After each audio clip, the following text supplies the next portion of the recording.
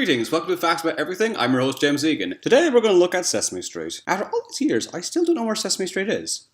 Do you take the motorway, or...? Since Sesame Street has introduced the first autistic muppet, I thought it was worth checking out this classic kid show. Now you might be thinking, well, Sesame Street isn't exactly Breaking Bad or Game of Thrones, is it? What am I talking about? I mean, yeah, it's great for kids, but if you're growing up, like, who cares? I promise you, if Sesame Street was ever important to you, you should find this video fascinating. The makers of this show put more effort into it than you could possibly imagine. Let's have a look. Being an educational kids show, obviously Sesame Street has dealt with many issues like diet, the importance of learning, bullying, racism. But there's other issues you'd be surprised it's dealt with, like HIV and death and depression. All of these subjects are reviewed by multiple child psychologists, so they are dealt with in the most appropriate way for young children. Although the show has dealt with HIV and death, weirdly, it never dealt with divorce until very recently. Big Bird is 8'2". Linda Bove was the first deaf main character in American television. Cookie Monster's name is Sid. Elmo was originally depicted as an idiot who spoke like a caveman. Different color, shapes, and sizes. We're good all in beauty prizes. When Kevin Clash took on the role, he was turned into the lovable Elmo we know of today.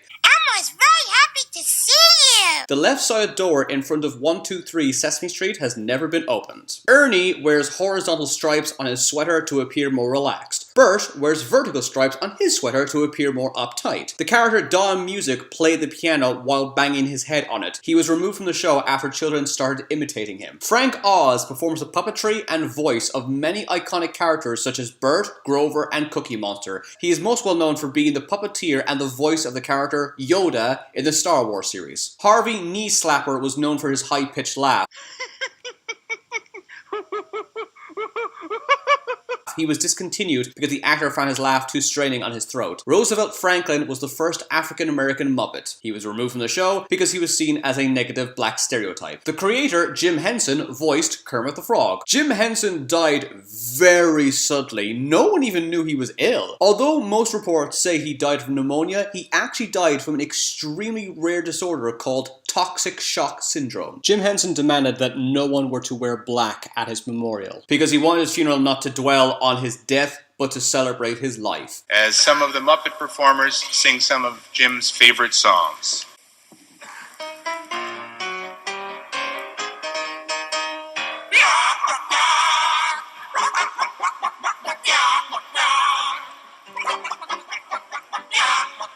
Big Bird sang a tribute song to Jim Henson at his memorial. Now, just to remind you, the actor who plays Big Bird uses his hand to control Big Bird's face, and he can barely see anything, which means he had to be in this position for the entire memorial and stay in character and sing as Big Bird. Despite the fact the actor was crying throughout this entire song, he stayed in character the whole time. I am green, and it'll do fine.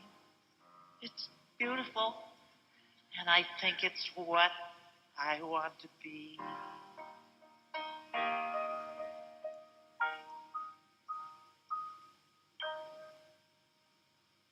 Thank you, Kermit.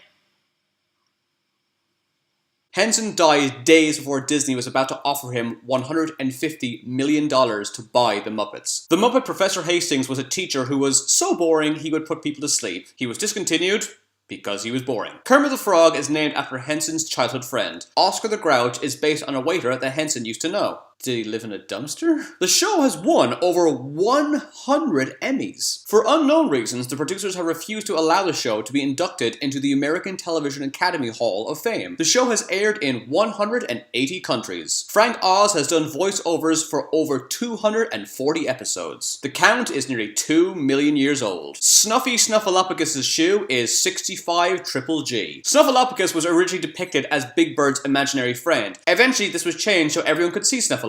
The producers did this because they were worried that it would inspire children to make up scenarios which would make them less likely to be believed if they saw an accident or a crime. That is amazing that the producers put that much effort into this show. Carl Spinney plays Big Bird. He's been asked many times to do an interview where he takes off the Big Bird head to show how the costume works. He is refused every time because he does not want to destroy the illusion for children. This just shows how much these guys take these characters seriously and how much they will maintain the sincerity of these characters. And the best example of that is Elmo is the only non-human to testify before Congress. Not even in Congress did they break character. And finally, Will Lee played the grocer Harold Hooper until he passed away. At first, the producers considered replacing the actor, but eventually decided to have an episode dedicated to him in order to teach children the effect death has on others. Big Bird, when people die, they don't come back.